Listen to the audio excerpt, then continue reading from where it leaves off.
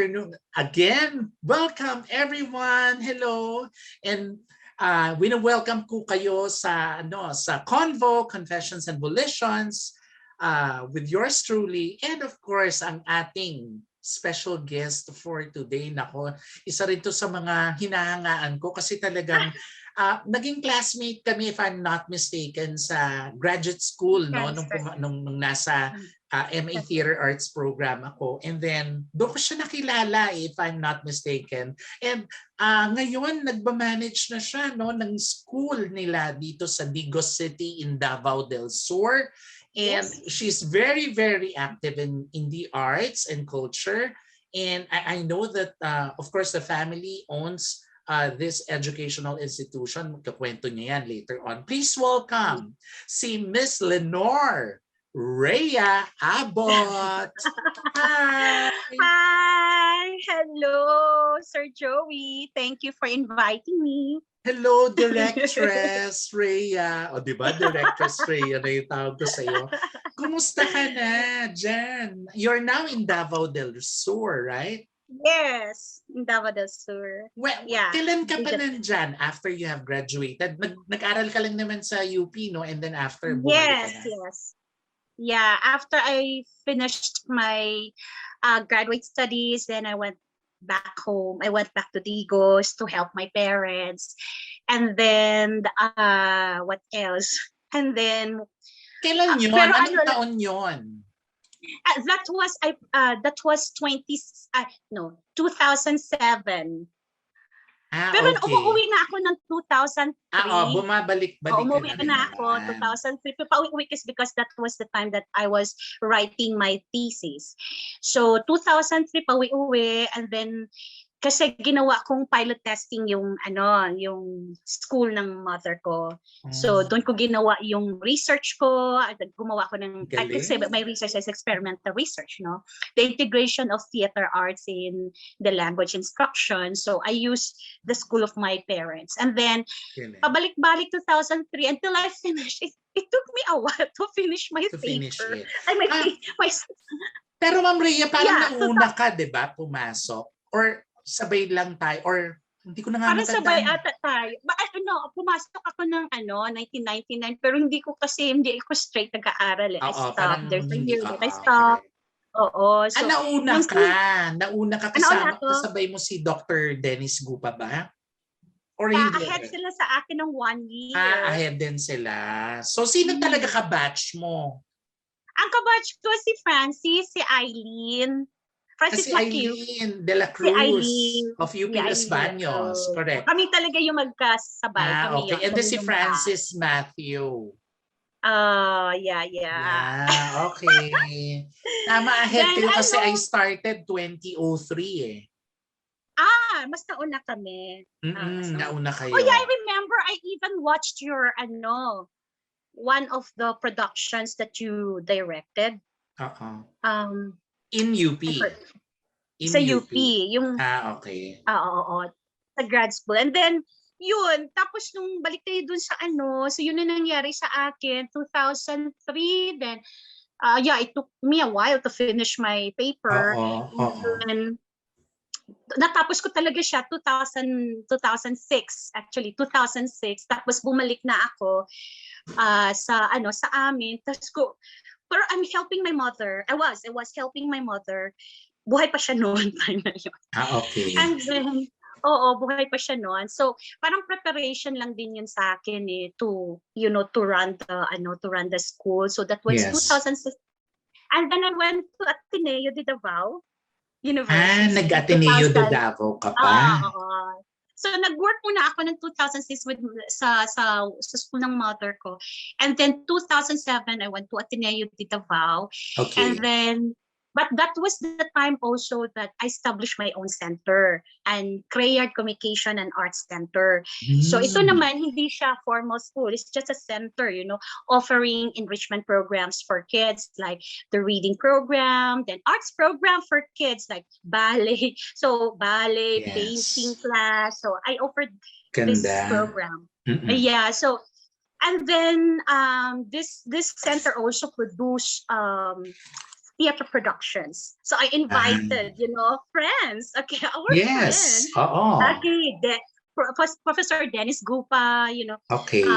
went to our school. So Ano pa lagi ko to? yung Face-to-face collaboration. pa to? Face-to-face Oh, pa? face-to-face pa. That was 2007. So Oo. si John Lasam, ka-work na a number of projects. Then nakasama ko siya like sa film projects niya, dito niya ginagawa yung mga pelikula niya.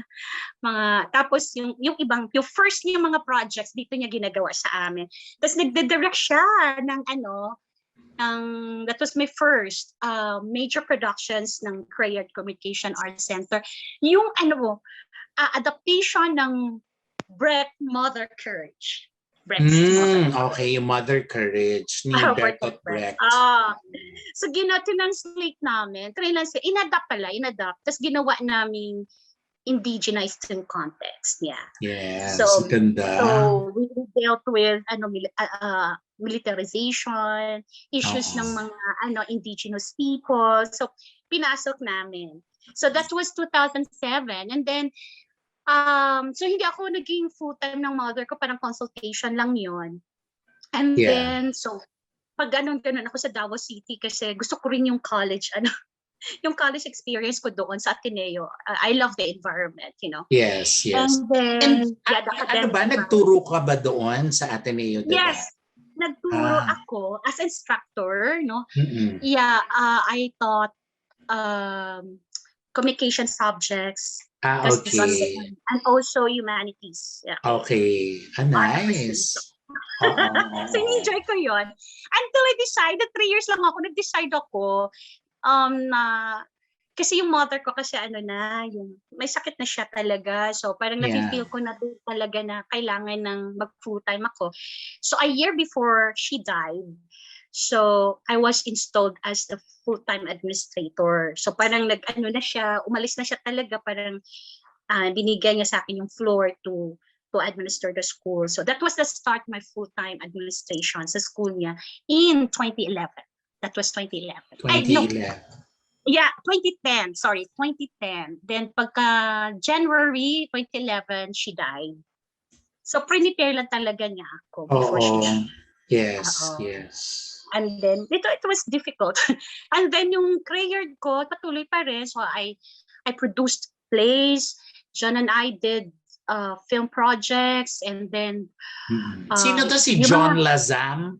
John Lazam. So we did film projects together. So yung 2009 niya, yung tagpuan of first exhibit niya sa city.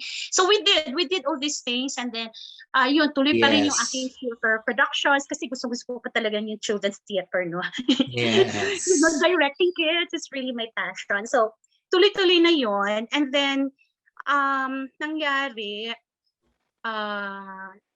and that's it. And then there was a time that I cannot do two things. I cannot manage to medyo multitask, no? Parang medyo nahirapan na-harass ako. ka na. I manage my own center. Then I have Southwell pa. So nahirapan ako. So now I decided to focus on one. So that's Southwell. So the programs, the concepts, the directions of Crayard were integrated to Southwell. So which we is have the Crayard name art programs. So which is the name of your school talaga? Southwell Learning Center. So up to now, meron pa rin yan. Yung Southwell. Meron pa. Of course, yun ang Southwell ang na-retain. Although ang Crayard ko, nagiging na lang siya cloud. Parang cloud. So parang wala na siya. Umalis na ako dun sa center ko. Bali, talagang in-integrate ko na yung program sa school. So we have summer na lang, binibigyan namin Crayard programs during summer sa Southwell. Yeah, which I think is okay din. Parang nag-evolve kasi, di ba, sometimes. Yes. Normal so naman tuloy-tuloy pa rin yung mga productions, and I used the Crayard, theater productions. Ang ganda nga eh. How did you come up with the name Crayard? Creative yard, meaning it's the creative ganda. yard. Oo nga, creative yard is Crayard. Ang ganda. Crayard. Ang brilliant nun. Dapat i-ano mo yan. I-internationalize mo yan. Baka I'm Oh, sure, I love diba, in the it. Yeah. future, meron kang partnership with international communities or international collaborations. No? Yeah, Dennis and I did a lot of projects, no. Every time every time he comes home, Sino talagang to? dumadaan niya ng Si Davao dito Dennis. sa amin.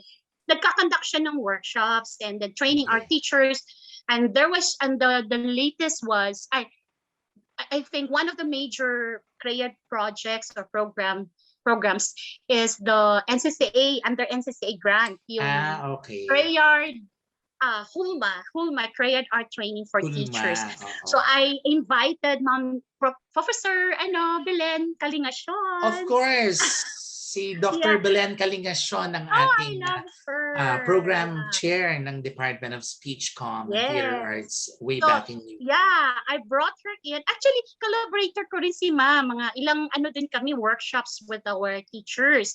Wow. Yeah, that was before Crayard Hulma. Bago ko sila dinala. Meron pa si Ma'am, nagkakandak talaga siya ng workshops with us. Dinadala mo na sila dyan. In-invite ko na. In-invite ko na sila. And then si Dennis, ayun, yung Huma, that was the major productions. Kasi undergrad siya ng NPCA. So, okay. Kaya that was in 2004, kailan ba? Anong time 2017. Yeah. 2017. Kasi gusto ko nang ilapit doon sa kasi di ba sabi ko nga magtutoday muna tayo. Gusto kong ilapit na, di ba 2017, towards bago mag-break yung pandemya. So 2017, okay na, di ba? So very very active yung inyong center, no, with your performance and arts productions. And then after, what happens after, no? Ano na nangyari? I created my own TV channel. So, medyo mahal. Namamahalan ako kasi. Okay, ang mahal ng so I created my own TV channel. So, ang purpose lang doon talaga. Ano yan, prior to pandemic?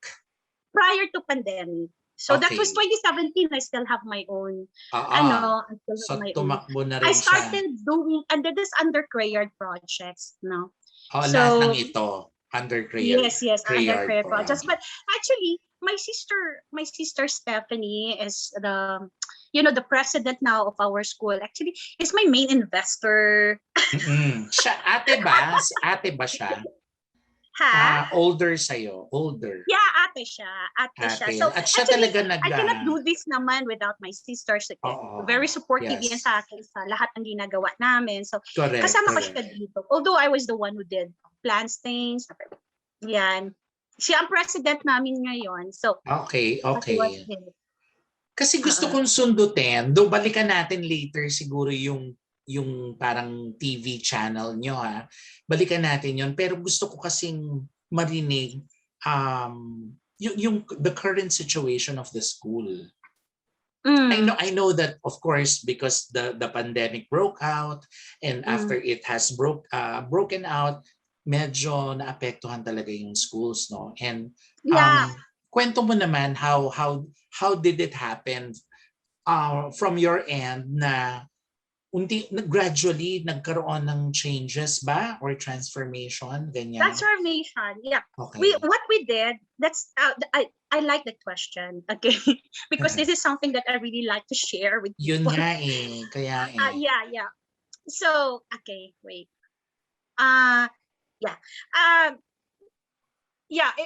The pandemic was really a challenge for everyone here in Bicol City, especially schools. And then we have learned that there are a lot of schools who really shut down their operation. Ayun. But so kami naman ang what you call this sa amin, we didn't get to that decision that we really have to shut down. We really tried the possibility. And then question kasi noon is syempre the technical the technical capacity that we have in our school, like for example, the computers and all. So now when we do inventory, kaya pa. So kaya pa that we can provide, computer units to every teacher in our school. So we do what you call this inventory. So ano pa bang kailangan? And then we have this change management workshop and impact analysis. So the president, my sister, provided us the framework on how to do the change management. So, and then ang ganda ng framework niya kasi we really cited all the possible issues kasi syempre this is a question of ambiguity. Ano ba mangyayari in the future? So we really don't know. Ang alam lang namin, so we really define all the fears that we have because we have to shift from on-site learning or face-to-face to digital, to digital classes or how we're going to since hindi pa natin alam yun kung ano ba talaga ang how do you call this, hindi natin alam kung what are the potential platforms, digital platforms we can use for our instructions and how can we manage the change ganyan.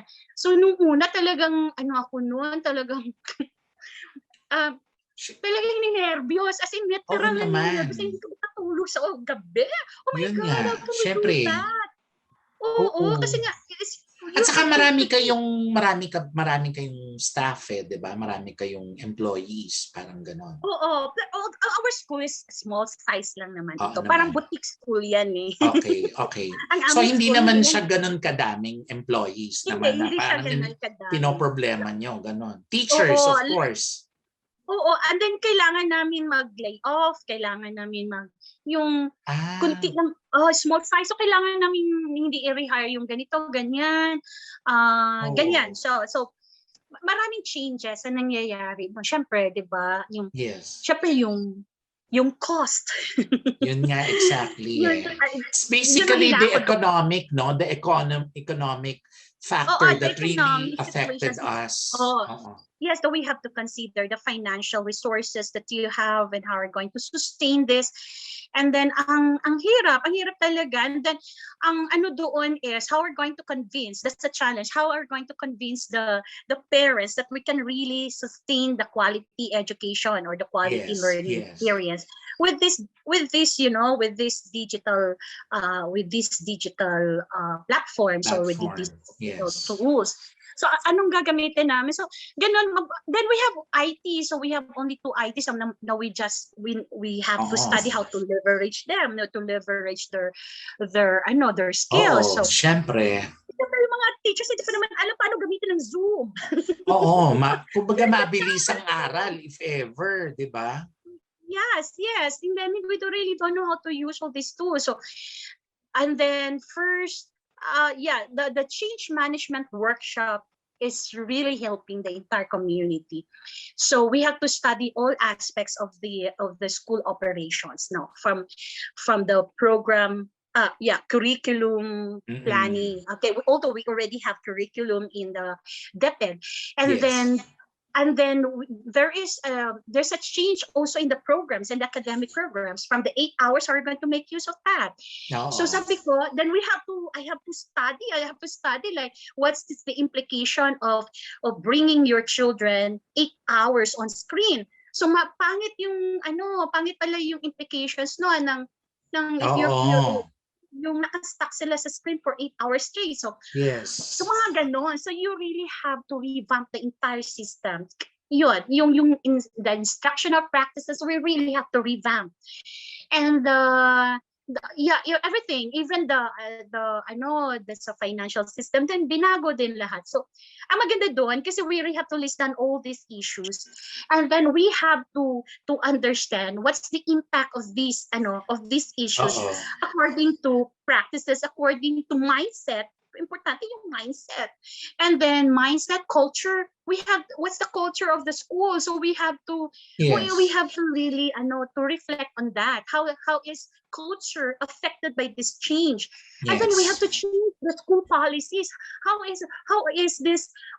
these policies be affected by the change?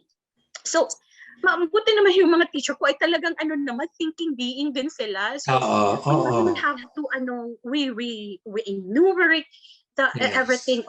Then we studied the impact, and then we cannot do this without the framework that was given to that was given by our president. Ma'am Rhea, sorry, interrupt ako. So nangyayari ito noong mga panahon na may klase pa ba kayo or kakatapos lang? Kasi yung sa iba, katatapos lang eh. Yung iba nasa final end, tail end ng semester nung nagkaroon ng the lockdown COVID. started in March. March 2020, right? Yes. The lockdown started in March. And during that time, patapos na kami, finals na kami. Ayun. So medyo kahit papano, kaya nagkaroon na kayo ng pabakasyon na sila, nagkaroon, di ba, usually vacation, yun na yung, or parang summer, di ba? So doon na kayo nag-meeting, ganon. No, kasi we're not allowed to go. No movement during that time. So, no movement. At saka syempre nung yung mga digital na Zoom, hindi pa na natin alam paano gamitin. Hindi pa alam natin. Oo, nabigla tayo. But my sister already knew how to use it. Kasi kailan, anong month to nangyari nung last year? Mga June, July? Gano'n na? Nangyari ang aming change management workshop in June. So parang the usual lang. June, July. Ayan, June, July. Okay. And then we're so ready in July actually. Ready na kami. Ready na kami doon. Okay. Ang lang kasi is the release naman ng permit. Kasi, yes. We have to wait for the permit We have to wait. So, and then magagalit kasi sila kung mag-start kami without yung in our own volition. Kailangan we have to adhere to their mandate. Hindi ka pwede mag-start na wala pang go signal. So, may mga ganun kasi ang DepEd. So, I have to. So, nade-delay yung plan. Nade-delay yung, hindi namin, meron tinatawag ng DepEd na learning continuum plan. So meron siya ng gano'n, learning continuous plan ba yun? Basta LCP. So doon yung programs ng school. So ako naman ay talagang, kasi nga na kami, pa lang, nung nag-lockdown pa lang ng March, April pa lang nag-start na ako na sarili kong change management issues. Naggawa na talaga ako. Kailangan ka mabilis So, April pa lang. Tama-tama, humingi ang DepEd. What's your plan? So, nung ang bilis ko nakagawa, hindi na ako yung parang, hindi ko na alam ng gagawin. Kasi April pa lang, pag-start pa lang talaga, March, April, start na ako nag-work. What will happen? So, grabe yung time na yun. Umiiyak ako. Ang hirap naman nun. Ma'am Rhea, ang hirap nun. Yes, exactly. Kasi we really have to to really check if we have really enough capacity to accommodate, the demands of the online. So paano yan sa gabi? Paano nag-worry ka rin? Parang nagkaka-anxiety ka na niya. Nag-anxiety. Oo, nagpapanik attack ako. Yung nagpapalpitation ako. Ayan, alam mo yun. Kasi hindi ako nakakatulog. Ganun ka din ba pa nagkaka-anxiety? Ako din pa nagkaka-anxiety, bumibilis yung palpitation sa akin. Heart palpitation. Oo, during that time, but I was so fat then. So, fat pa rin naman ako ngayon. So, medyo nag-jeta ka ngayon. Medyo nagbawas ka na ba? Dahil nga naoperahan ako. Ito lang, recently lang din? Recent lang, yung gallstone ko tinanggal. So, okay. So that was summer. So, ganyan ba? And then, ang coping mechanism ko, Ang dami nangyayari, Ma'am Rhea. Mabuti ang tibay mo, ang resilient mo naman pala talaga. We have to be resilient. We have no choice. Oo nga So, ang coping mechanism ko during that time is gardening. Ayun. Paano? So, like sa bahay nyo, sa bahay kasi no movement Ang stress sa amin, takot na takot ako doon sa kami sa COVID. Kasi nalaman namin, nakita natin sa TV, na ng China pa yun during that time, di ba, na every day may 100,000, is that sa Italy pa 10,000. Naloka kami nun sa mga kakapanood ng CNN. So hindi, lalong nag-aggravate. Lalong hindi kayo lumalabas niyan. na hindi ka kami lumalabas. Naano ko pa, na-try pa namin yung mag-panic buying kami. Yun nga eh. So, paano nga nyo na-sustain yun? Bumibili na lang, ganon. Hindi kasi nag-panic buying kami during that time. Okay. Prior to the lockdown. Prior to So, ngayon, nung hindi kami lumalabas, and then, grabe lang yung precautions talaga. And then, as in talagang napapraning ka talaga. You don't want to go out. You don't want to. Tama lang din kasi during that time, bawal talagang lumabas ng bahay. Lumabas ng bahay. And maganda nga kasi na-open mo yung gardening. So that's actually one of your therapies. Parang gano'n. Yes. Para lang, diba? Para lang mawala yung anxiety mo. Anxiety. Yung fear mo sa future. Sus ko, grabe, ang takot. Yung what will happen, yung parang, grabe yun sa education kasi parang yung lagi mong tinatanong kasi kung may capacity ba kami? May capacity ba to do online class? Kasi syempre parang, syempre there's a total change of revamp talaga siya ng sistema. Yung ganon. So, what happened? So, nakapag-isip ka pa rin ng proposal, ganyan, yung isasagot mo sa DepEd. Yes, I did. I did make my own. I proposed. Ang title ko pa nga nun Revolutionizing Education to Digital Spaces. Okay. Sumulat ako doon. Sumulat ako nung how we revamp the system. So, we have to, yung mga research natin na you cannot expose the kids for 8 hours on screen. So, I have to schematize my, the instructional programs. So, instead of 8 hours, we have to give them instructional screen time for 3 hours only. And then in the afternoon will be independent learning activity plan. So, I have to innovate, no? I innovate the system, the program. I have to change it. No, ang challenge dito is how will the parents accept? Receive. Di ba? Ay, grabe talaga. So minute mo sila. Minute nyo. Minute nyo sila through digital. Sila. And then ang iba kasi yung hindi nakapag-enroll kasi nawalan ng trabaho. Yung ganon. Okay. Nawalan trabaho ang parents, hindi nakapag-enroll kasi affected talaga yung business nila and they really have to go to public schools.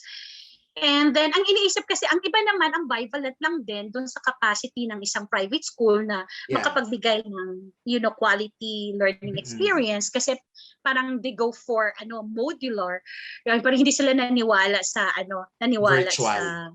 virtual class. Hindi sila naniwala. No? Paano sobrang bumaksak ba yung enrollment? Yan. So, medyo nag-stop siya pero gagalaw din siya in a while. Rhea, okay lang. It's real time. So, okay lang na mag-out ka tas balik ka na lang. Pwede yun. Nangyayari yun. So, grabe yung nangyari sa kanila actually kina Ma'am Rhea. Kasi this is situated in Davao del Sur. And doon time na yan, nauna naman talagang pumutok, di ba? Yung sinabi na may virus ay sa Manila.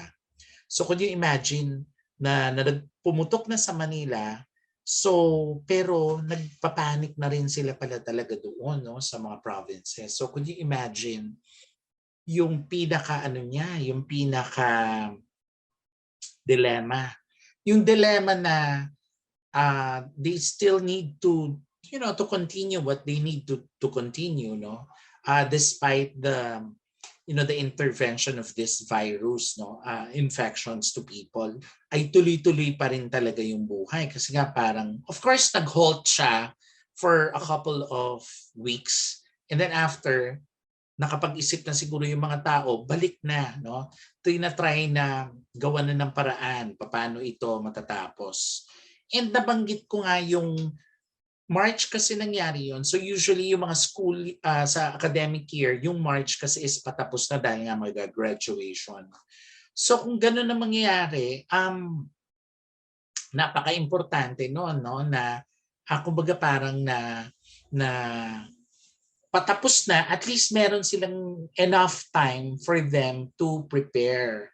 So, ayan na siya, bumalik na siya. So, napaka-importante kako nung ganung pagkakataon. Yes, Ma'am Rhea, are you back?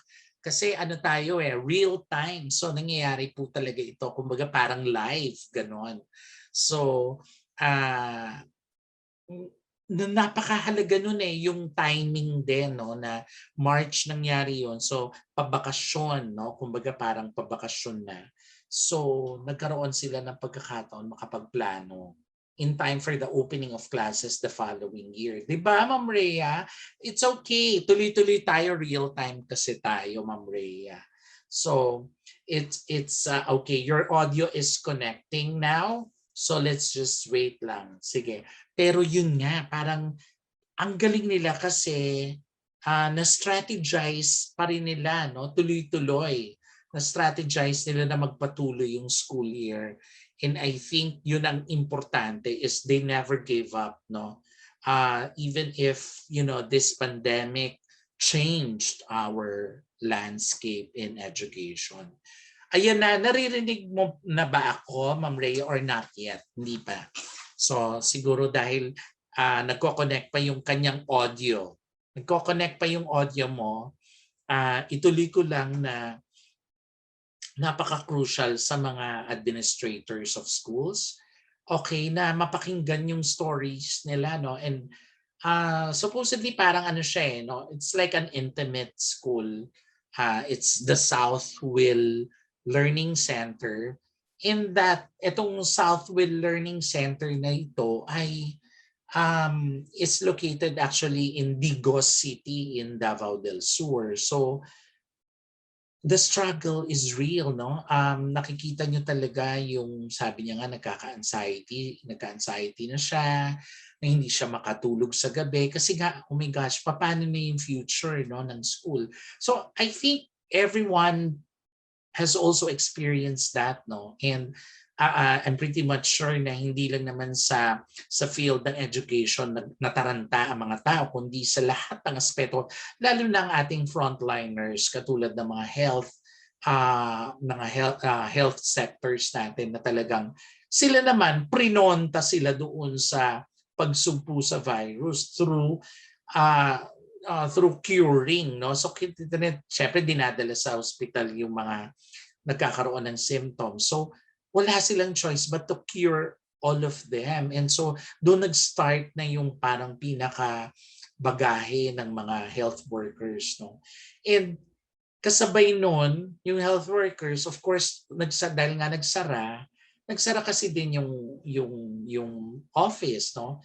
At dahil nagsara nga yung office, yung mga offices, yung economic conditions natin talagang na-put into halt, kumbaga parang nag-stop talaga. Siyempre, ang daming na-layoff, ang daming nawalan ng trabaho. At hindi biro yung mawalan ng trabaho. Kasi during this time na ito na nga yung pagkakataon na kailangan na natin nga ng income dahil nga nagsistay lang tayo sa bahay at hindi tayo makalabas. Ito pa yung mga panahon na talagang nawalan, marami pang nawalan.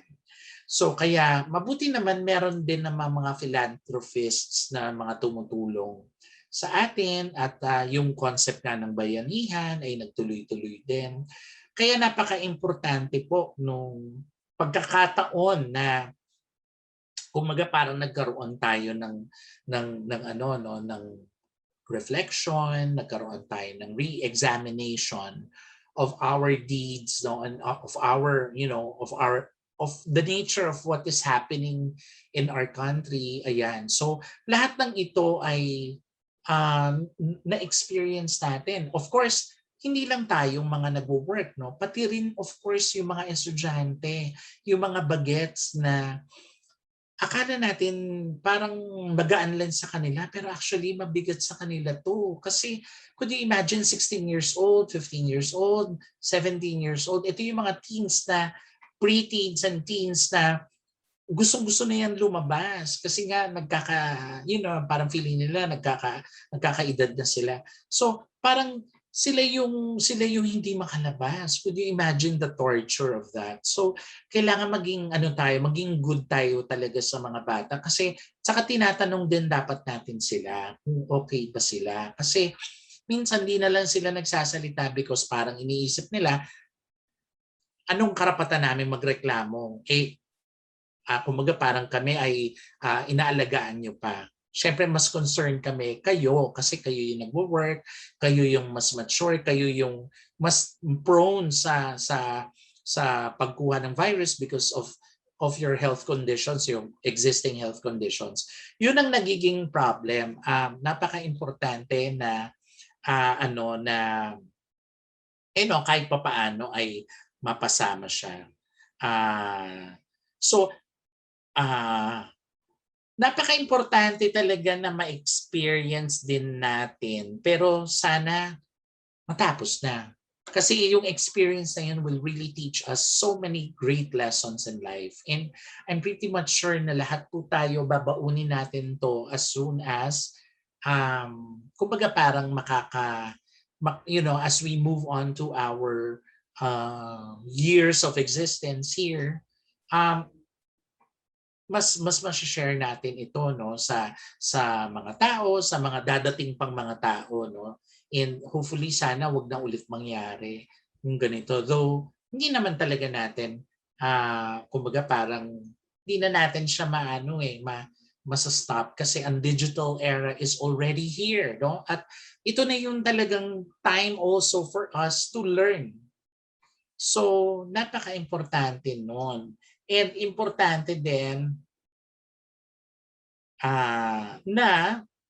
si Ma'am Rhea parang nahihirapan kasi remember, she's from Davao. So probably baka nahihirapan din siyang makapasok. No? So because of the internet connection. But in so far, tinatanong ko kung makakabalik pa ba siya. Kasi kung hindi na, we can reschedule naman to another episode again of Ma'am Rhea's Abot kasi ang ganda din ng story ng coming from the Davao del Sur.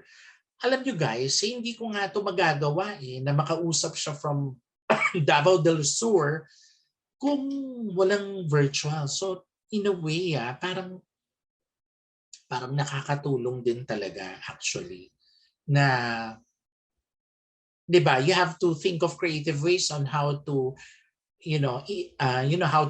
how to have change in your system and lifestyle, and at the same time beneficial pa rin siya for the many, like what we're doing now, no? Na talagang naka-digital recording tayo, pero napaka-importante talaga na ma-articulate pa rin natin yung nasa sa isip natin, no? Through kunyari ito digital format ito pero nakakapag-talk tayo, no, na nakikita publicly. So napaka-importante nito. So I do hope, Lord, na Lord, tulungan niyo nga kami na ma-discern namin itong mga nangyayari sa ngayon.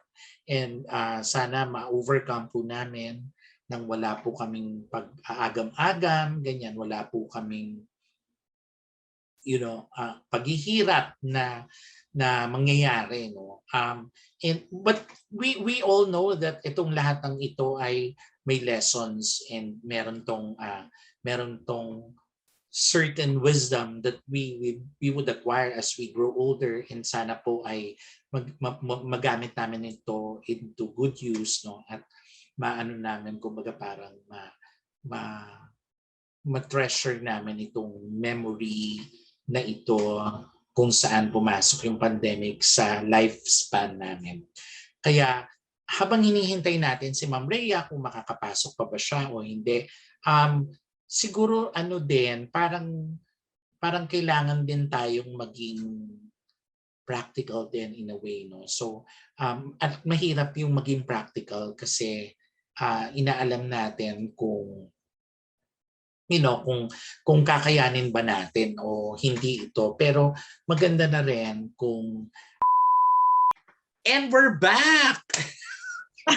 Ganito po talaga kapag real time, and of course we're still with or si Ma'am Rhea Abot.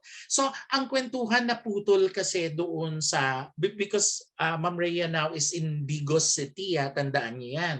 Nasa Davao del Sur, pero kausap natin siya ngayon. How can that be possible? Through the virtual. Kaya nga din kahit papaano may good side of it din in a way. Kung titingnan natin positively yung mga nangyayari, or if you want to make, to think positively, meron din naman siyang mga magagandang naidulot. Pero sige. Yes. And gusto nating tunghayan yung usapan kasi masyado na akong engaged doon sa, okay, so hindi na siya nakakatulog sa gabi, no? And nagwo-worry na sila. So, tuloy mo na yung kwento. And then, yung katulad ng sabi ko nga, yung change management workshop na ginawa namin, yes. Na mismong mga teachers namin, yung faculty or everyone, the members of the community, has taken the role, okay, has contributed, yes, the change. So part sila doon sa pagsusolve na, kasi it's really a problem, no? So pagsusolve ng problem. So participatory sila. So hindi ito yung ito ang sabi ng management. So ito dapat ang gawin. Hindi eh. So we really involve everybody to find solutions, to address the issues, the fears, the ambiguity that we raise in our in the situations. So sila ng talaga. So ang gusto namin yung impact analysis, no? Sila mismo talaga sa thinking being talaga din yung everyone in the community, the IT. So makita mo yung napaka-strong ng collaboration. Yes. Since during that time, I was so passionate about the framework of the 21st century education. So nandun yung learning innovations, di ba? Yung sinasabi natin, learning innovations, the 4Cs, the critical thinking, creativity, ganun yung natin creativity, communication skills, and collaboration. Sabi ko, if we promote this, framework of 21st century education, we have to practice it among ourselves.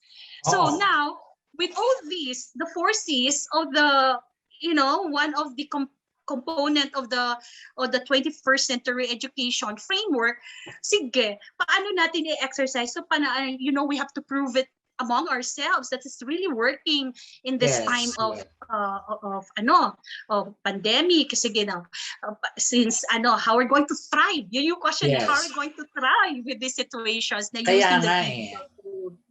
Yan, so maganda yung kasi makita mo yung collaboration, saka it's very good to work with with young people. Kasi yung school kasi namin, we're changing teachers from time to time.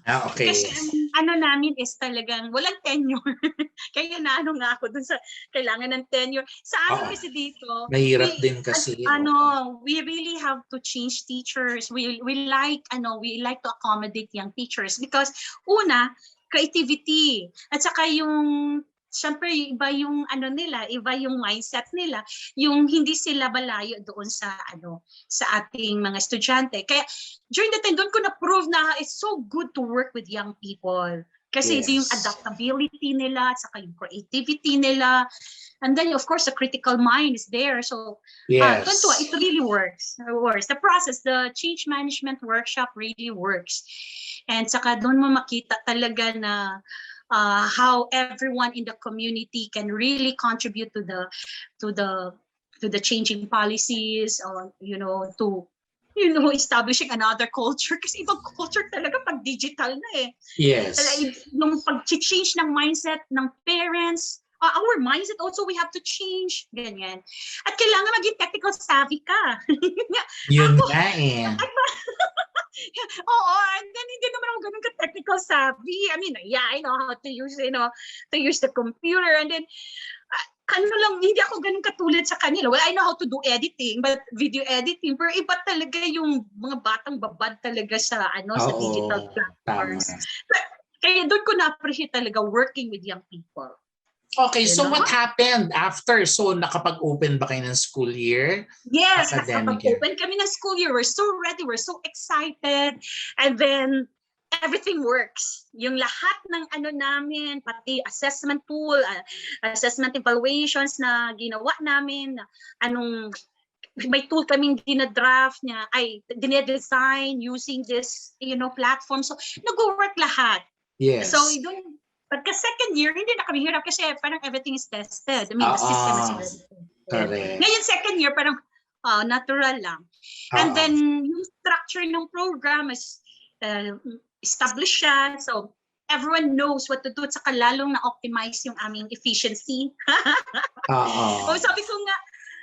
Sabi ko nga noon, sabi ko na, ang ganda pala talaga ng virtual, sabi ko nga, it's a blessing in disguise. Ang ganda ng virtual classroom pala, after all.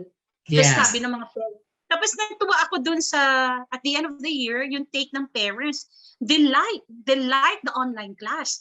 Kasi, mas na enhance yung creativity ng bata. Mas na-leverage kasi namin yung digital tools So mas na-leverage ng bata at mas labas yung creativity ng bata. So they make their own vlogs, no? Then the kids, nagiging technical savvy din sila, no? Kasi imagine ka sila na, yung mga grade 1 naman, sila na nag-open ng kanilang mga emails, mga could you imagine? Mga bata pa lang, marunong na mag-email. Kailan tayo natuto ng email? Correct. Tapos, correct. Tapos yung gumagamit ng Jamboard. I mean, ang ganda Ang dami mong ma-discover din. Nawala yung video mo. Ayan. Nagbago ka ng position. Ayan. So, pero what happened to your school naman? Dahil nga syempre, hindi naman sila nag-face to face. Nakatenga lang yung school, ganon. Or every classroom, kasi syempre yung health protocols, no? Isang classroom, isang teacher. So we're still using ganon. Okay. So doon siya kumbaga doon sila naka-Zoom, ginagamit ko yung... Doon sila nag-Zoom. So every classroom has every classroom one teacher. So safe pa rin kahit man sila kakahiwalay. Nakahiwalay sila. Yun nga lang, ang maganda doon, the more engaged ang teachers, matrabahoso paggawa pa lang ng virtual presentation, visual presentations nila, yung mga PowerPoint nila. So matrabaho. Yun nga lang, matrabaho siya. Pero matrabaho siya, very demanding cognitive. Correct. Kasi i-analyze mo syempre. Correct. To make it more engaging for kids. So, yun yung challenge doon. And then, that's it. And then, natuwa kami kasi mas interesting yung aming mga programs, mga thematic events. Yung halimbawa, for example, Buwan ng Wika. So, naka-vlogs na lang and then we can still do.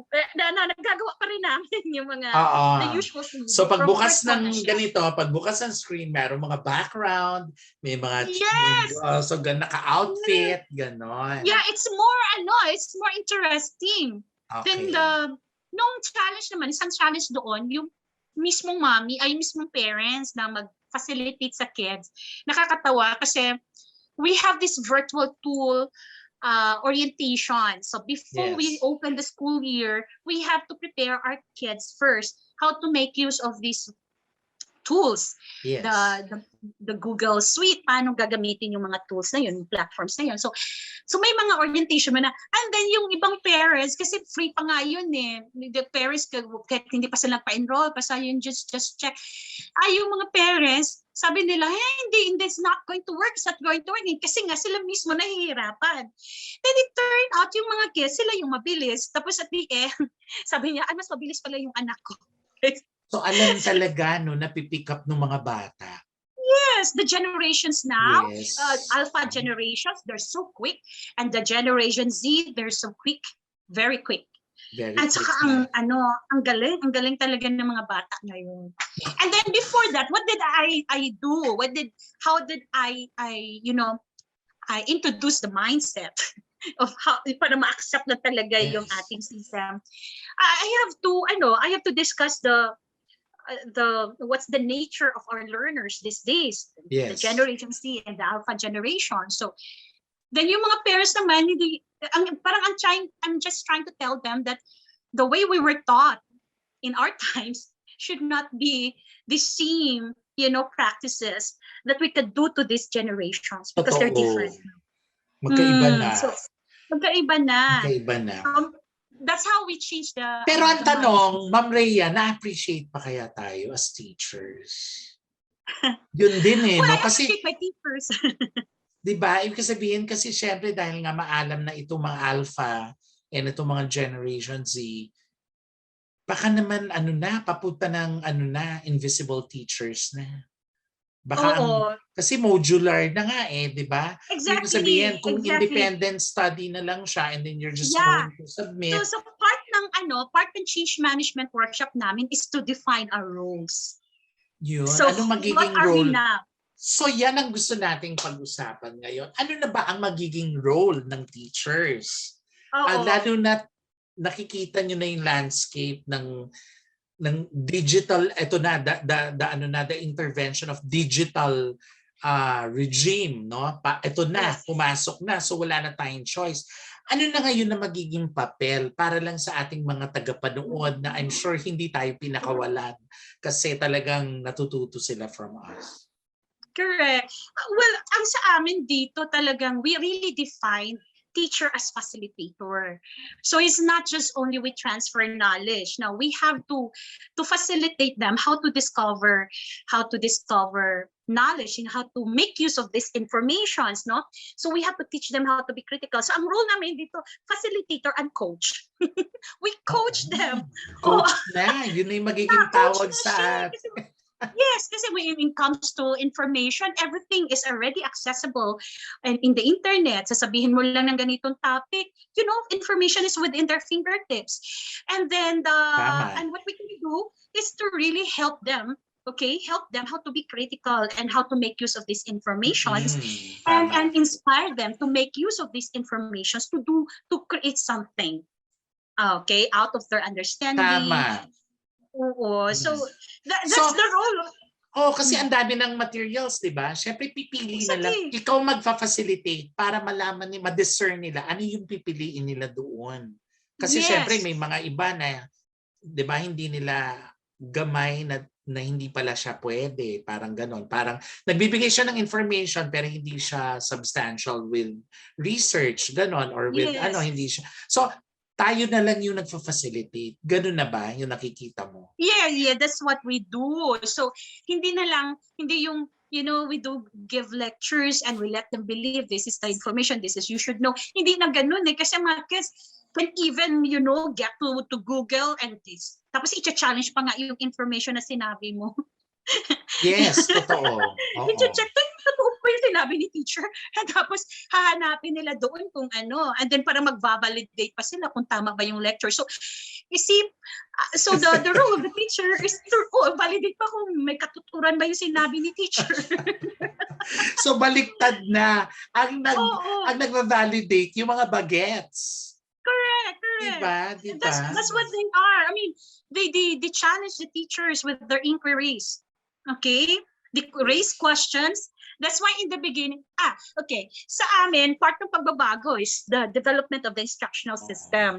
The principles may not be changed, but the system changed. So hindi na yung, halimbawa yung motivation namin. So mag-raise lang ng questions ang teacher. And then we bring them to to their own to breakouts, to post the problems. So mayroon kaming problem na ipopost, then they will find answers to that. Why? Because we had to tap na what they know. Kasi ito yung mga batang exposed to information. Yes. So we have to provide na lang the questions, and then they will be the one to find answers to these questions. And then, teacher validate na lang kung tama ba yung kanilang perspectives or their understanding of the topic. So easy, actually. So ang challenge dito is how it is to be creative in your visual presentations that would really spark curiosity and critical thinking. So yun yung challenge sa teachers, no? Maging creative sila. Yun nga. Grabe, ang hirap din pala, no? Kasi Oo. talagang dahil nga Lang. dahil may transformation na nangyayari, no, from Yes. the traditional instructional methodologies Correct.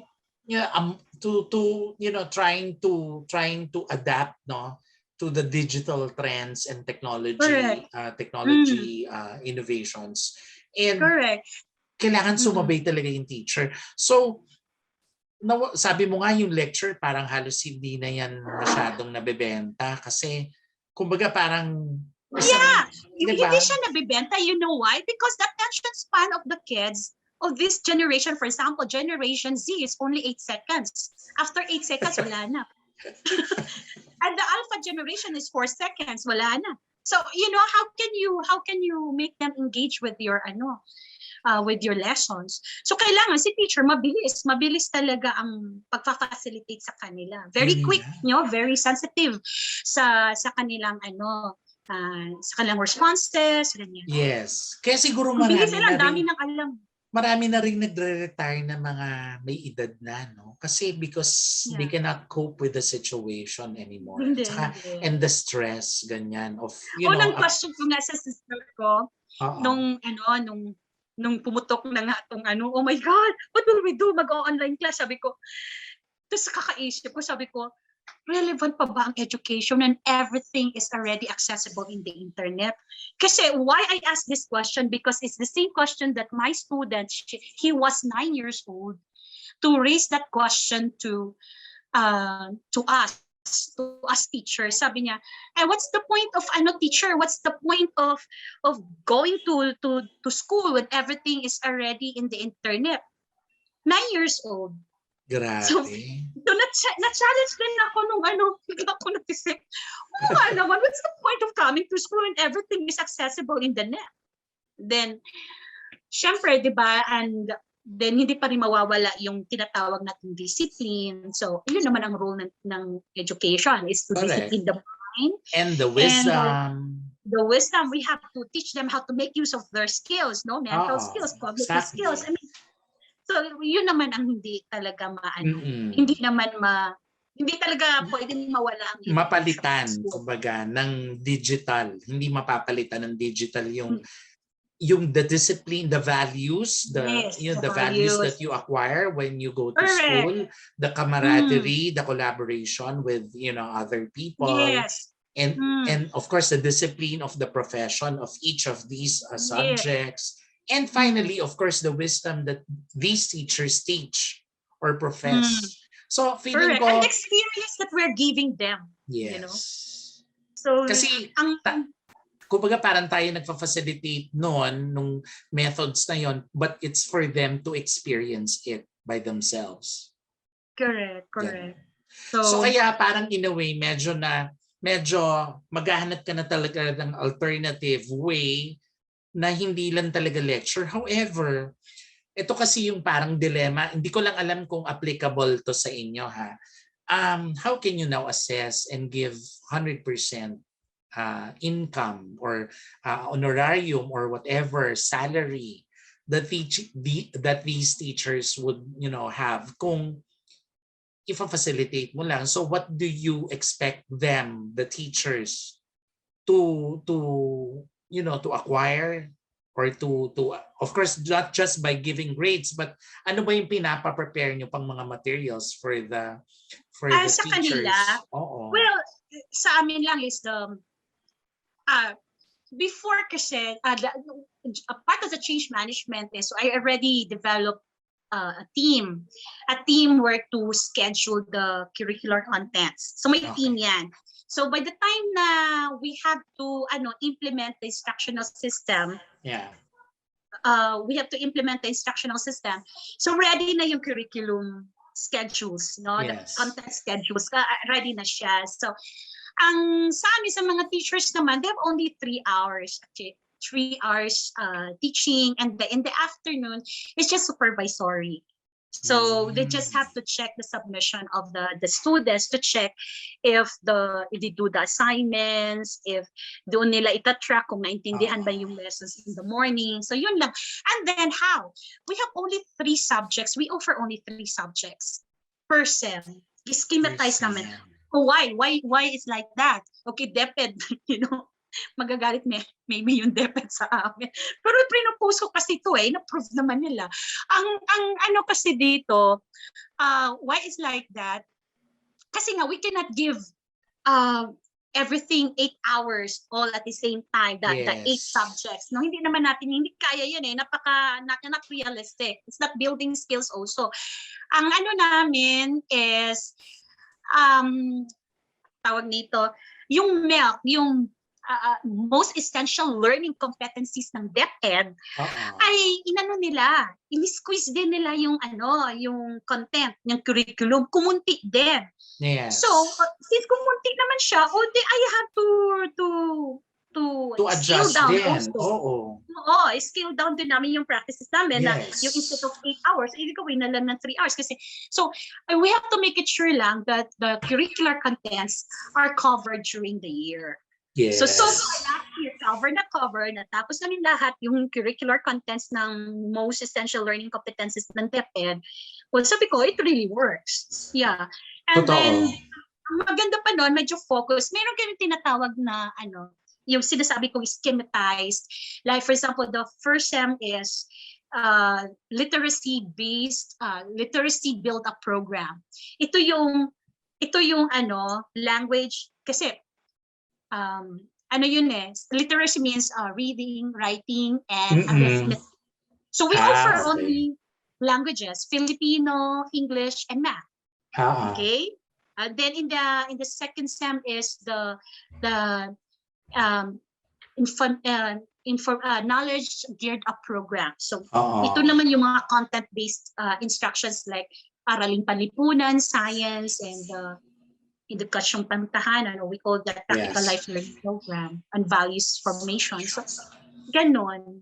Yes. So, we schematize, then part yan ng aking pag-define nung doon sa DepEd. Ganda nga kasi alam mo ba, Ma'am Rhea, in other schools here in Metro Manila, I think they also have the same dilemma kasi nga babad na babad yung estudyante sa loob. So what they did actually is like to have like a cycle 1 and cycle 2. Pero ang ginagawa nila, let's say for example, in one sem, they're supposed to get like 6 subjects. Hinahati nila, there's a cycle 1, meaning the first, parang squeezed din yung concept ng 2.5 months will be spent for the cycle 1 subjects, 3.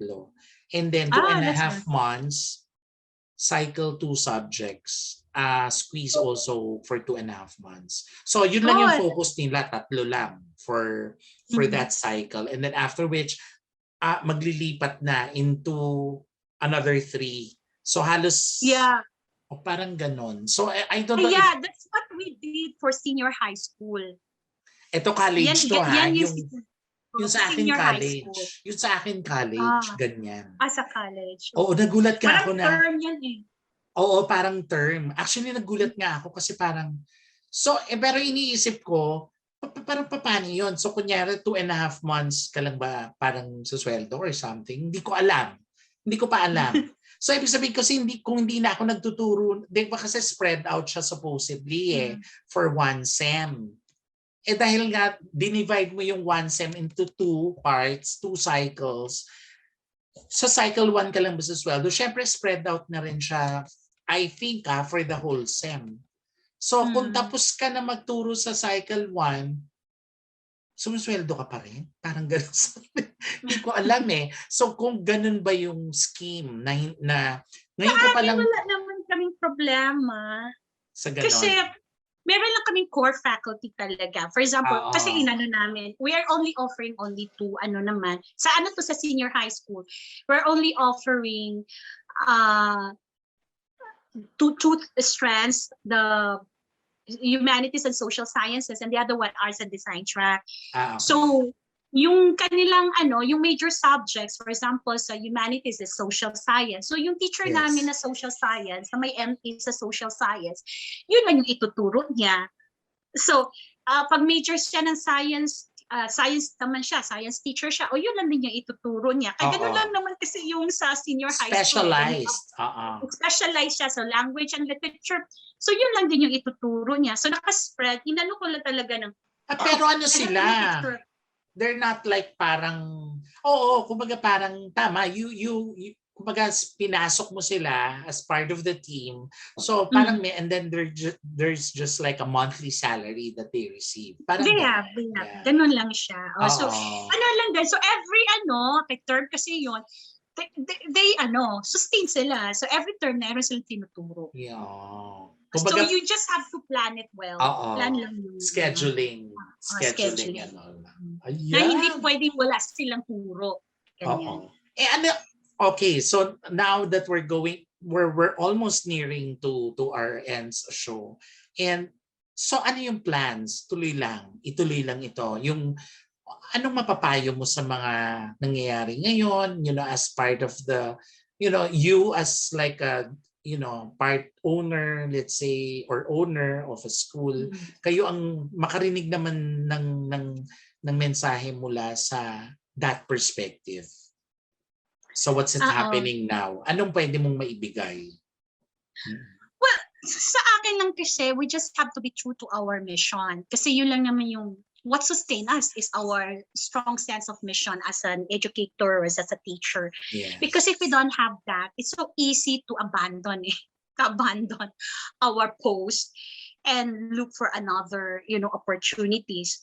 But if we're so true to our responsibility, to our call as a teacher, we will never abandon this, and we will continue our commitment to really serve the youth.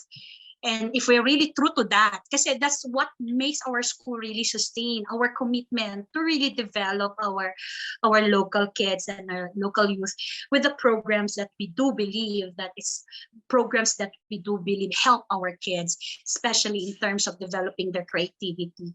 Because if we don't have the strong sense of mission, guguho tayo eh. Guguho tayo. It's so easy to give up. Ma'am Rhea, ang ganda ng sinabi mo. Kasi sana marinig to ng lahat ng ating mga, of course, yung mga nawawala ng gana, 'di ba? Na of course mahirap talaga siya Ma'am Rhea, kasi iisipin mo syempre yung the financial aspect, iisipin mo rin syempre yung safety ng mga tao na pumapasok sa loob ng responsibility mo, 'di ba? Kasi hindi naman totally na wala yung virus, nandiyan lang din daw eh. So kumbaga parang nagti-take risk talaga kayo while you're doing your mission. And that is so difficult. Hindi siya madaling gawin. Of course, and during the time, it was, are you Catholic? Yes. Sir Joey. Okay, very good. Catholic. That was also the time that we started praying as a community.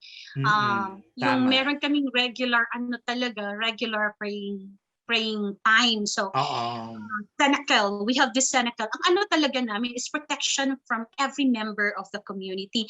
And I think with that faith, it really works. Kasi there was a time that we had this project, children's online play production. Imagine we have to call this is a project of the senior high school, arts and design track. So they do filming, they do these graphic animations, and they do have directing our kids to do the performance. Children's online play production, every year meron kami theater production, and we cannot have theater productions, so online play productions. So we have to bring our kids in school. And then sila mismo. So, pero hindi lahat. Parang they have their own schedule. So with that, palang nakakaba na yun. And there was a time that may na-COVID daw. So talagang kinabahan kami lahat. Then doon ko nakita yung miracle. Kasi kami lahat nandun, ako, na-hospital ako nun eh. Tapos nag-undergo ako ng laparoscopy. And then, grabe yung kaba kasi may isa na daw na hindi naman siya na-hospital, pero lang siya, yung parang asymptomatic yung bata. Kinabahan kami. And then lahat nag-undergo ng swab test. And then, lahat negative. Buti Lahat ng, naman. yung mga ganon. So, lahat kami in-under ka ng DOH, talagang pinaano kami lahat, pina-undergo ng swab test, and then lahat kami negative. So doon ko nakita na really prayer works, no? If we really ask God, and at nakikita naman yung God na we are really true to our mission, to what we do, and we are so sincere in our services, God will really give us this protection. But as long as, Lord, I mean, we really abandon it to you, we surrender everything to you, well, but just help us do the things that you ask us to do. So, ganun lang, then we sustain. And I have proven that. Yung faith natin, na God, please, let us do the things that you want us to do. Then, the things are, things can be, we can go on the thing we do. Yan. So, hindi lang mag-give up and correct.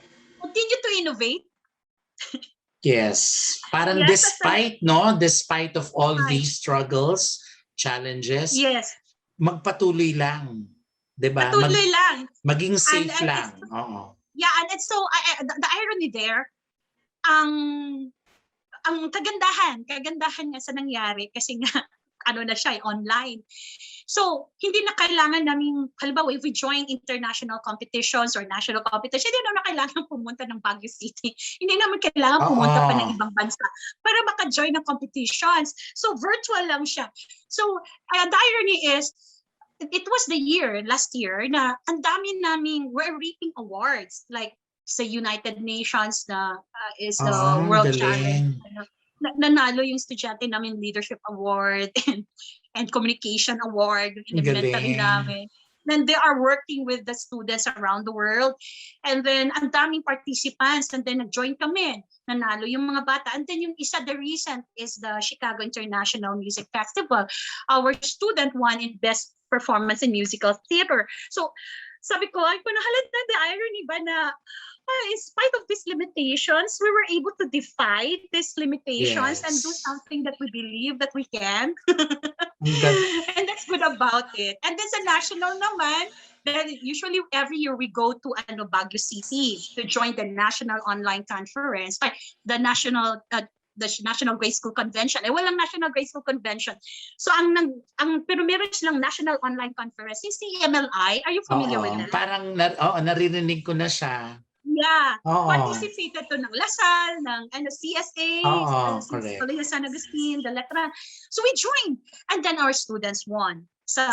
Nag-champion kami nag-champion yung mga kids namin sa songwriting competition in English and songwriting competition in Filipino. Nag-champion sila, and then yung isa first runner-up sa Filipino. So sabi ko, you see, we just have to be determined, preparing our kids how to join the things can be possible. Hindi pa rin talaga kami nag-give up ba na we want to join, we want to yung ganun ba, nandun pa rin yung heart mo, yung spirit mo na we can still make a difference in a little way. Yes. Guys, if you're in Davao del Sur, Indigo City, enroll in Southwell Learning Center. And you will really be taken care of by these very brilliant minds behind the center. And so talagang ipagpapatuloy nila yan, and I pretty much sure that you are very, very determined with your school, with the establishment of your vision mission. I'm sure it will translate it into success. Pero hindi pa tayo natatapos, ha? May konti akong parang choices and preference. Parang fast talk. Parang Tito Boy. dahil iniidolo ko naman si Tito Boy Abunda pagdating sa hosting eh. So kaya ito i-fast talk lang kita, ha, bago ka siguro magbigay ng very, very final message to inspire our viewers. Okay? Number 1, cafe or resto? Cafe. Cafe. But do you drink coffee pa rin? Ganyan? Umiinom ka pa? I do. Pa rin. Okay. Okay, ito. Condo or townhouse? Townhouse? Okay. Mas homey no? Mas homey yung feel mo. Okay. Sedan or SUV? SUV. I feel safe. Okay. Mas pang ano, pang Salaki. cowboy o pang anytime go Yeah, ka. yes. Correct. Adobo Especially in the especially province. in the sa Province. province, mas maganda talaga SUV. Okay. Ako. Adobo or sinigang? Pwede both. Favorites? Pareho I mo? know.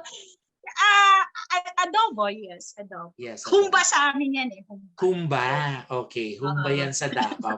And Yeah. ano yun? Pork. Pork. Yes, Pork. pork. Siya. Okay, pork. Okay. Oh, ito. Sweet or salty? Sweet. Sweet. Yeah. Mas sweet ka or dati kang salty din? Ako mahilig ako sa maalat eh. Oo, dati yun nakakataba eh kasi the more Ayun you na try. nakakataba ang salt. Oo. Kasi lalo kang napapakain ng marami. Okay. Okay. Ito, prito or ginisa? What's the difference ba? Sauté no. Sauté. Sauté yung ginisa. Prito. Mas prito ang preference mo. Okay, ito. Theater or music? Theater, syempre. Okay. Okay, ito. Long or short? In whatever context, Long. Syempre gusto ko na matangkad, long. Okay, long. Okay. Okay, fat or thin? For myself. In your context, fat or In my thin? context. Ay, syempre mas maganda thin. Kasi nga, healthy. Okay. Tama naman. Okay, on or off? In whatever, in your context too, no? Pag sinabing on or off. Yes. Paano ba? Okay na ako sa off na yun. Okay. Okay na ako sa off. Okay. Dati kasi I cannot sleep with off lights. Okay. Pero ngayon ako nakakatulog. Pero nakakatulog ka ba kapag may lights? Or ako kasi talagang totally ino-off ko lahat. Eh. Well, the last thing that I will turn in off is the lamp. So pag pinatay ko na, patulog na talaga ako. Ganon ka rin. Yeah. Ganon ka din. Okay. Eto, gising or tulog? What do you prefer? Gising or tulog? Gising. Mas gusto mo syempre gising. Diba? Ano yun? Blessing yun eh. Kapag nagigising ka pa, diba? Yes. Yes, meaning you're alive. Alive. Yes. Eto. Quiz or assignment in your time when you're doing it. I like assignments. You like assignments. I like kasi over no quizzes. Over quizzes, no pressure. Yes. Binibigla tayo Natural, minsan sa quizzes kasi, no? Yes. Hindi real eh. Okay, eto. Internet or mobile phone? Which is which? Internet, mas malakas. Mas importante din talaga for you. Yeah. Okay, city living. When I say city kasi you're Indigo City eh. Or country living. Anong mas prefer mo? Country living. Ang amin naman nito, rural pa rin, kasi city sharing. Oo. Pero pag country kasi with trees, you're on hilltop. I like nature. Ako rin, hindi siya urbanized. I don't like urbanized. Ako rin. Gusto ko ng the country feel. Yeah, very, laid back. laid back. Tahimik. Lalabas ka lang for the fresh air. Correct. And that's one thing I like in Tigos. And before I hate going home, but now I fall in love with our place. Yes. Kasi, and hope to visit you there soon, Sure. Parang ang sarap dyan. Parang, oh my gosh, parang hindi na yata ako uwi pag nandyan ako. Eto. Nung bata pa ako, mahilig akong complete a sentence. Nung bata pa ako, mahilig akong magsalitang mag-isa. Ay, very creative nga siya. Nagsasalita siyang mag-isa, mga katagapanood. Think aloud. Okay. Galit ako kapag... Paano ba? Ang hirap pa. Galit ako kapag... May... Ano ba? Kapag hindi totoo. Hindi Okay. totoo sa ginagawa nila, sa sinasabi nila. Pag hindi totoo. Okay. Ganda. Yan yun. Ganda nun ah. Ganda nun ah. O ito, nangihinayang ako kapag... Nangihinayang ako kapag hindi natutuloy yung pagkakaibigan. Parang high school. May putol. Of course, habang nagkaka-age din kasi parang nagiging intimate na yung friends mo eh, no? Pansin mo? Tapos nawawala din sila. Oo, dati kasi ang dami eh. Sa totoo, syempre nung bata ka, ang dami, no? Tapos eventually, habang tumatanda ka na pala, pakonti na lang siya ng pakonti, pumipili ka na lang eh. Kung Correct. sino. At saka iba yung priorities. Oo, correct. At saka yung nahinayang ka, yung clingy ka, tapos hindi, wala naman siya pakialam sa'yo. Ganon eh. So nahihinayang ka. Oo naman, oo naman. O eto, last question. Paggising ko, ang una kong ginagawa ay? Ang una kong ginagawa ay pumupunta sa sala. At matulog ulit. Okay. At ino-on ko ang may app kasi Halo app. Ino-on ko yung app, listen to the music. The gospel of the day. Ang ganda. So parang prayer din siya in a way. Parang prayer siya. Oo, Halo, kasi WTF. Oo, kasi ino-on mo yung music and you listen to it and ang ganda nung magiging aura mo for that day. Yes. Maraming salamat, Ma'am Rhea, sa oras na ito. Maraming salamat sa despite the struggle ng ating internet connection, andito ka pa rin. You professionally, profess your field, which is the academe. Maraming salamat. At saka, nung nasa UP pa talaga ako, ino-observe ko kayo, talagang very masinop talaga kayo sa buhay. And nakita ko na pala kung bakit. Ako pala yung hindi. Ako pala yung parang fickle-minded na kayo talagang very determined din with your vision and mission at narinig ko yan sa school nyo. And any last message na lang para sa, very quick lang, para sa yung mga tagapakinig ngayon. I'm sure marami na mag-enroll bigla. For all we know, miracles do happen, especially in these times of pandemic. Paano ba? Hang on. This soon will pass, the pandemic. And a lot of people say that pandemic will stay, COVID-19 will stay.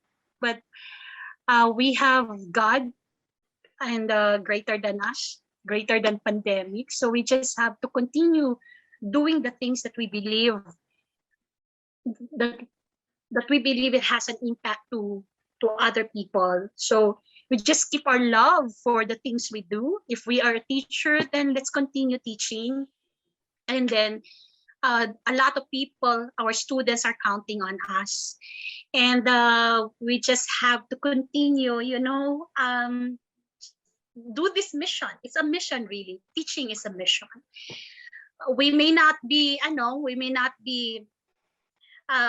materially endowed, Yes. but we can be, rich in spirit that's beyond material, So we just have to, you just have to keep our faith in God, that God has a special, calling for each one of us. Yeah. So thank you so much, Sir Joey. Thank you for inviting me here, and nagkaroon ako ng boses. Yes. Tulog kasi ito wala naman nagtatanong, and I'm so grateful that at least there was one person who really gets interested with the things we do here in Digos, and ako din mismo, nagkaroon din ako ng time mag-reflect. Ayaw nga pala, what are we doing? That's all of a sudden, okay, sige, improve to talaga ito. And thank you so much for giving me this opportunity. Then I learned also to confront what the things, the ordeals that we are facing right now. Yes. bravely.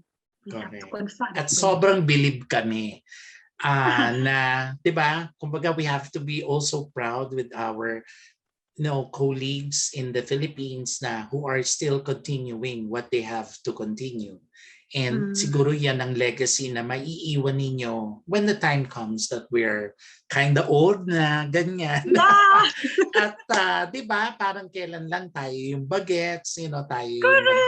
Sir aaral, Joey! Yeah! and now parang tayo na yung nagiging prime movers, parang tayo na yung nagiging representation ng bansa natin. Kaya siguro that's the happiness that we get, no? It's not really the money, it's not really the material things, but more so it's not just also about education, but it's about being human, no? Yung pagiging human lang natin na may malasakit sa kapwa, yung the basic values that we inculcate when we are still, during kids, na laging sinasabi sa atin maging mapagkumbaba, maging marespeto, and all of these values are still intact with us. And natutuwa ako na meron kang qualities na yon, Ma'am Rhea. Kaya I'm very, very happy and proud. Thank you, Sir And Joey. thank you from here in Manila.